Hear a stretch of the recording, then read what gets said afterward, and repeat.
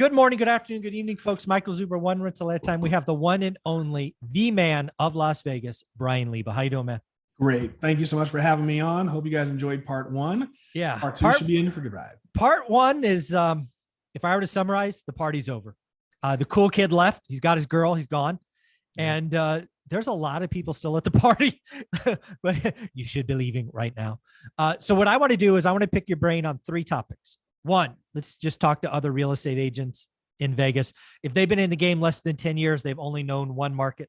Let's just have an honest conversation with them. Two, if you are an investor or maybe looking for a second home in Vegas, like the Lumberjack, let's talk about what we would advise.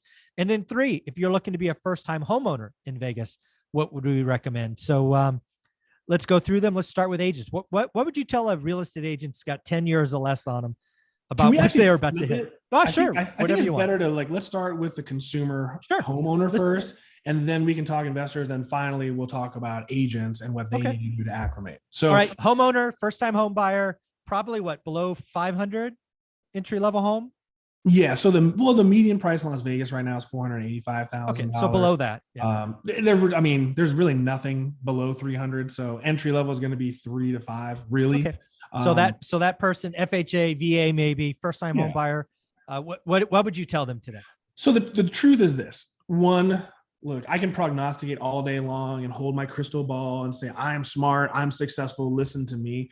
But the truth is that no one, I don't care who you are, is going to be able to predict just how bad this may be. You know, we might have a 5% correction in values. Something could trigger that. We could see a 30% devaluation. The truth is, at this point, it's irrefutable the direction that we're going. Let's just not play this game. We know the direction that we're going, and it has officially started. Now, what's important is reading the tea leaves to see how bad it's going to become. And that is going to occur very, very quickly. I think in the next month, we're going to really test this market. So it's going to happen. How severe? No one knows yet. It's too early. That's pretty arrogant to say. But as a homeowner, here's my true advice. It depends on your status, your position, and your goals.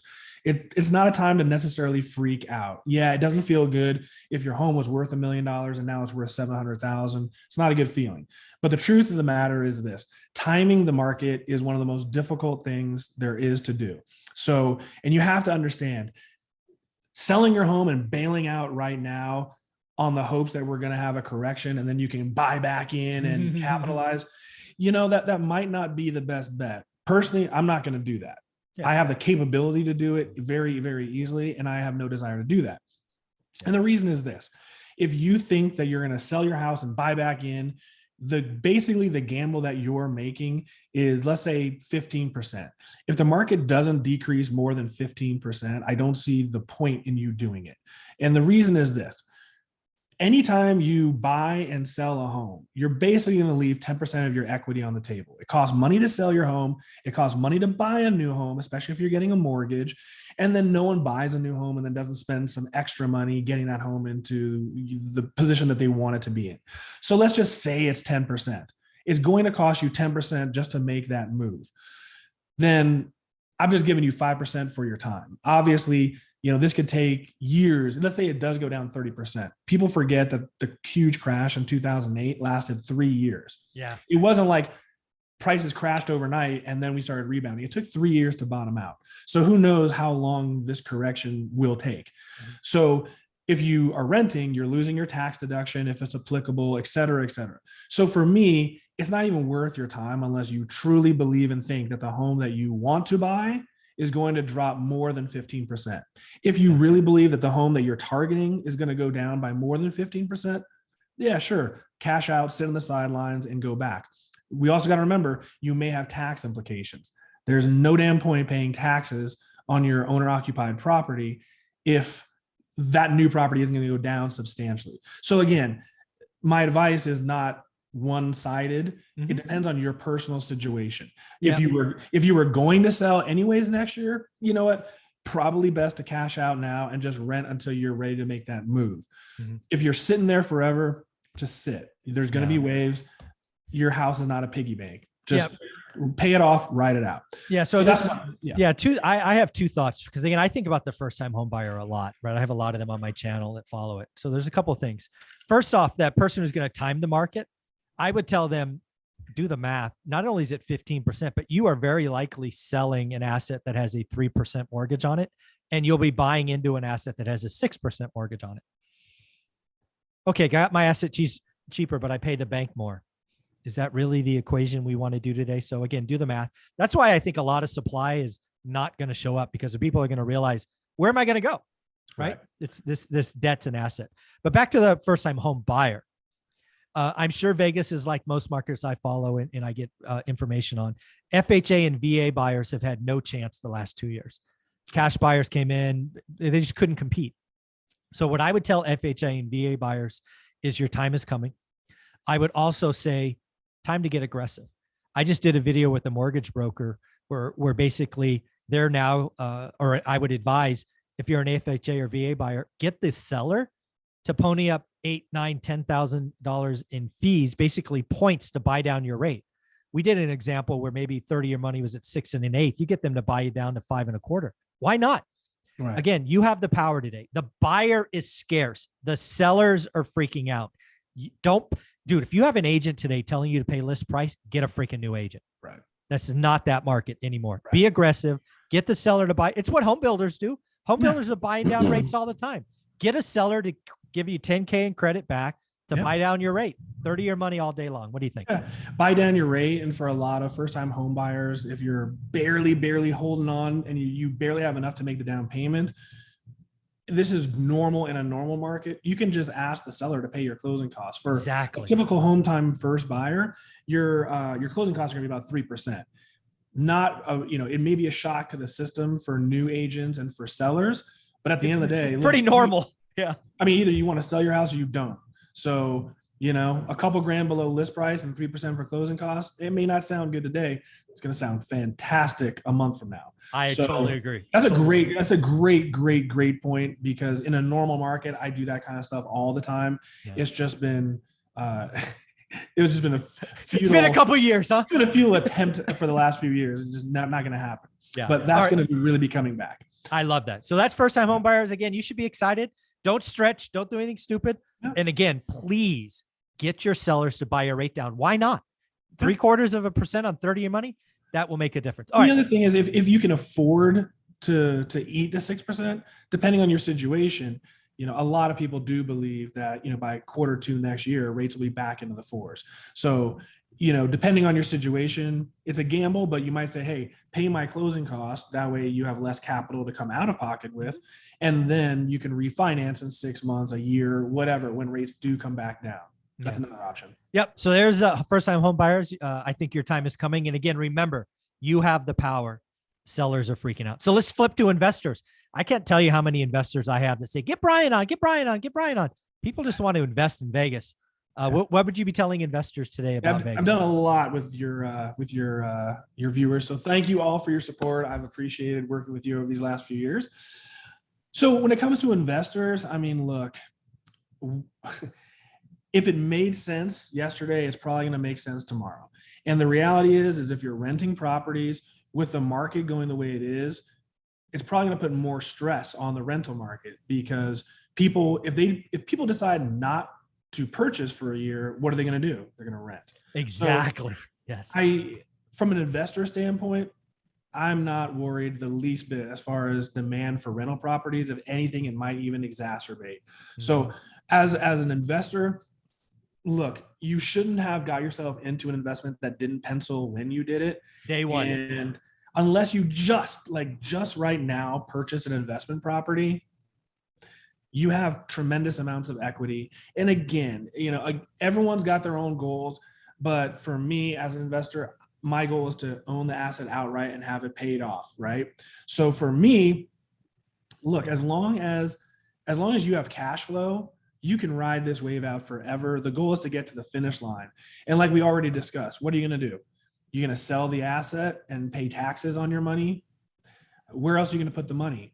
So, I mean, unless you're in a negative cash flow situation, which frankly, you should have never purchased the property to begin with. Mm-hmm. And like Zuber said earlier, I mean, you locked in at a historical low interest rate. So how are you going to beat that? Yeah. It doesn't, even if prices do go down 10% and you buy back, you're going to get killed on the interest rate. So you're really going to be a zero sum game. And then you lost, 2 years of principal balance reductions by paying it off. So if you're an investor, just stay pat. You'll be fine. There's ups, there's downs. There's more ups than you have downs on the long term. So just stay tight. And if you're looking to invest, I think right now is premature. There's no way I would, be buying unless it was someone dropping their pants. But I think where the real pain comes is starting in 6 months. Okay. So as an investor, I would start really getting serious in about 6 months. And the reason is this. When we talked earlier about there is a difference between someone who wants to sell their home and has to sell their home. And I've been through this before, different name, same thing. What ends up happening is this: your crypto kids, your Wall Street geniuses, and you got to remember this has a trickle down effect, right? And this is where people are missing how huge of an effect this is. When the market's going crazy and your neighbor your house went up $400,000, your neighbor refinanced, remodeled their whole house, bought a Mercedes, your neighbor across the street bought a G-Wagon, and you're like, dude, everyone's rich. All right, I'm going to keep up with the Joneses. So you go buy this and do that. We've lived in a fantasy world for 3 years where everyone was rich and spent money on everything. And you felt rich because when the equity in your home goes up, you feel wealthy. Well, conversely is true. So what's going to happen now is as prices go down and you see your neighbor across the street sell for $50,000 less than the other person spent, everyone is going to contract their spending. And I'll tell you, I literally, in my household, I've already had these conversations. I got everything I need, everything I want. Now's not the time to spend $1. I literally am not spending money. I'm not, because I know where this is going. So what ends up happening is this: when people stop spending money, the next thing that's going to affect is, think of all these rich contractors. These contractors don't show up. They've got more business than they can handle.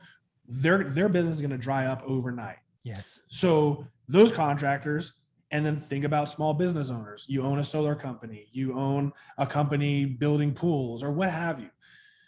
Your business is going to eviscerate overnight. Between the interest rates and demand, you're dead. So what's going to happen very quickly is the consumer confidence is going to plummet. People are not going to spend money. And when people don't spend money, all these other small businesses are going to get killed. And a lot of these small business owners got a little high on the hog and forgot about 2008. So you got a lot of small business owners that are like, they're making so much money. It's time to buy that new house. It's time to buy that new car. So now we're reaching the point of reckoning, and human nature doesn't really give up that easily. So, when your wife's like, we need the bigger house, the business is doing great, and you bought the boat, you bought the vacation home, you bought the big house because your business is doing well, it's really hard to look your children and your wife and tell them that we probably should sell the house. Things are not looking good. It's human nature to hopefully wish that things are going to turn around and you'll get saved. I watch people with so much more than I did lose everything out of hubris. So what's going to end up happening is your small business owners are going to get hurt. They're going to keep their business because that's their livelihood, but they're going to have to dump their house. So on that high end, homes that are 750, more like $1.15 million, who the hell is going to be buying it going into recession? And all that funny money, all the crypto cash, it's going to be really difficult. And what's going to happen is people are going to start listing their homes in 6 months because they have to sell their house. But their ego is going to tell them that they still need to ask top dollar. By the time they get to a realistic point, it's too late. And I've watched this happen multiple times. And the big pain is going to be felt on that mid-high level, those 750, 800,000 to 1.5 million. People who got rich for a second, but don't have wealth. Huge difference. Rich and wealthy. Very different. So there's a couple of things I would tell investors. First and foremost, much like the homeowners, that your market's coming to you. I tell people, get a buy box, right? Vegas is too big. You got to have a buy box down to a zip, down to an asset type. You got to look at it every day. I would expect the Vegas market to be popping with inventory changes, cancellations, stuff coming off and then going back on the market. This is the time to watch and learn. You need to learn ahead of time. You don't just wake up 6 months from now and know the market. You have to invest I call it focus and daily discipline. So get your ass off the couch and start doing the work. And then if you're going to be in Vegas, you need to be reaching out to Brian Lebo saying, hey, Brian, let me just share my buy box. Let me check with you. Is this good? Right. Get that relationship, especially if you're buying from out of state. And then lastly, something I'm doing personally, again, I'm an open freaking book. I am getting ready for pre-foreclosures because exactly what you talked about, that kind of high-end $1 million, $1.5 million, those people are going to have egos. They're not going to want to take it down. They're going to get behind. And pre-foreclosures is where I'm going to go fishing, right? Because foreclosures take time. You and I both know last time it took over 2 years to foreclose in Vegas. But you can fish in pre-foreclosures and maybe you can find a way to get them out and take it over easier. So a lot of opportunity coming to investors. Don't rush, but freaking get off the couch and do the work. Start building relationships, figure it out. That's what I would tell people. No, and that's that for you guys out there. That was fantastic advice. Even for me, when I'm interested in buying an asset, when I'm really interested in a specific neighborhood or area, that's exactly what I do is way ahead of time before I'm ready to do anything.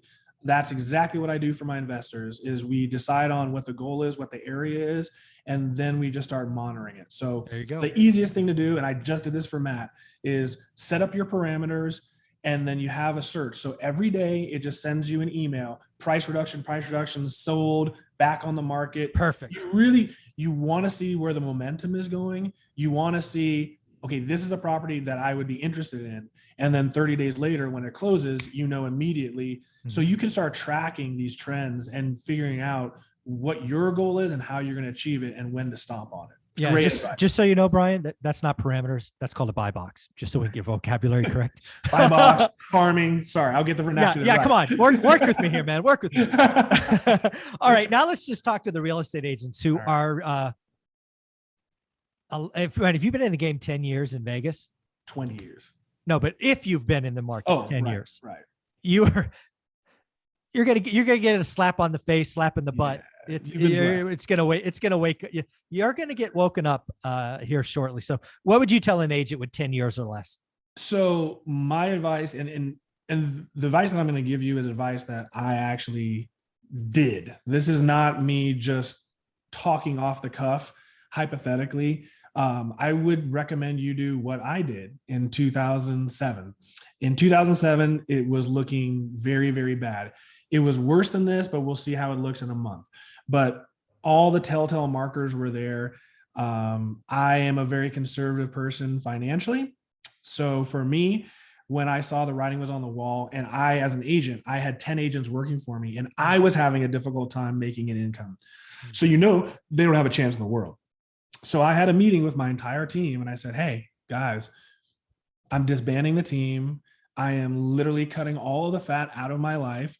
And that includes having this office. That includes having, at the time, I had an SL55 Mercedes convertible. I had a BMW 7 Series. I was balling.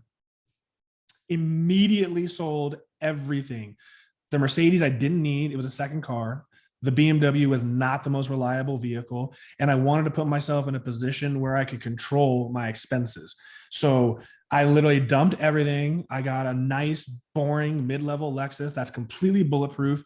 Just make the lease payment. Don't have to worry about anything. Just take the write-off. And I knew what my fixed costs were. So as an agent, you have to understand that you're about to enter into a phase that for you is unprecedented. And the reality is a lot of times there's no activity until there is. So this market, like you said, transactions will be 50%. We're not speaking in hyperbole here. That's very realistic. And it's going to be very difficult to make income. So you either hopefully have a lot of capital saved up, or you need to create capital. So, divest your interest, get liquid. There will be opportunities to invest, to flip, to do other things. But the most important part is your ability to stay solvent and survive. You got to survive to thrive. Yep. You got to survive the next 18 months, and it's going to be brutal. So anything that you don't need in your life, cut it out. Any bullshit that you don't need that's costing you money, get rid of it. Because if you don't get rid of it now, it's going to be worthless in 6 months because everyone else is going to be doing it. And at that point, I love all of that. That was so well said. The only thing I would add on top of that for new and real estate investors, is you got to remember time is still your scarcest factor. And unfortunately, you are going to have lots and lots of time wasters. Does a listing matter if the client has wish pricing that you think is 6 figures above what is reality and they won't listen? Yeah. And again, there's not going to be a lot of buyers. So taking crap listings on the hope that you're never going to sell this, but at least I can get sign calls. calls. It's not, sign calls are already dead. You're not really going to get a lot of activity. The reality is going to be this. You got to ask the qualifying questions. Sometimes people will be honest. Sometimes people out of pride won't be honest, but you really have to ascertain, is this a person who needs to sell or wants to sell? Because the wants are most likely going to withdraw their listing. Yeah. Just let another agent waste the time. Again, for you agents, that you don't get paid to the end. Right. So again, you're wasting time and money, right? If if your liquidity is not where you want it to be, taking a listing just cause is not the way. This is not list to last the next 18 months. And if your house if you have a top 10% listing, you're going to sell, you'll be all right. It'll work. But if you are in the bottom 80th percentile where all the homes are homogenous, meaning they're all generic, this house is no different than my neighbors across the street, those are the properties that become value-based. If there's no emotional attachment to the property, then it becomes, well, why would I buy your house for X when I can buy the one across the street for Y? Yeah, you compete on the way down. Yeah. Yeah. So just understand that if you're taking these boring listings, which we all do, that is going to be a value-based proposition. So you either get the timing right quick or you're going to be chasing it down. And that's just the way it goes. So Brian, if an investor who follows my channel or first-time home buyer wants to reach out to you, get a buy box set up, Brian, buy box. How would they do that? So you can help them do that like you are the lumberjack. Yeah. So, please watch my YouTube channel, thelebogroup.com. A lot of my information is right there in the description. You can go to my website, lebogroup.com. The best way to reach me, shoot me a text message. You guys all have phones. Text me. So 702-257-LEBO, Lebo, 257 Lebo. Shoot me a text. Say, hey, Bri, I want to make some money. Hey, Bri, I need to get out right now. Shoot me a text. I'll get right back to you. Awesome, Brian. Thank you for all you do. Thank you for this. This has been a lot of fun. I appreciate you. My pleasure. Thank you for having me on. And thank you to the audience. It's been a great run. I appreciate your time. Yeah, we're not done yet. We're going to make a lot of money in the next 2 years. Time to get wealthy. Exactly.